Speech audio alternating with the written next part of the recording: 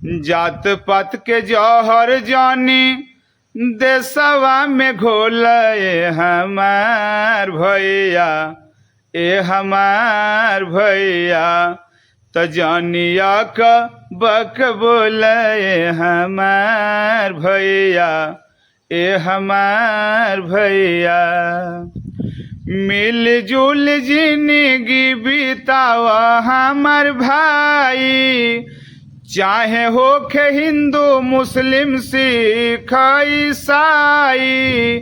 मिलजुल जिंदगी बितावा हमार भाई, चाहे होखे हिंदू मुस्लिम सिख ईसाई।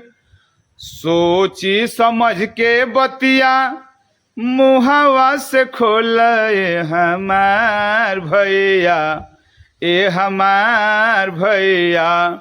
त जानिया का बक बोले हमार भैया, ए हमार भैया। जानिया का बक बोले हमार भैया, ए हमार भैया। काहे रहेला हरदम खाली जात पात में, बोल कमिली तोहके कैले उत्पात में। काहे रहेला हरदम खाली जात पात में, बोल कमिली तोहके कैले उत्पात में।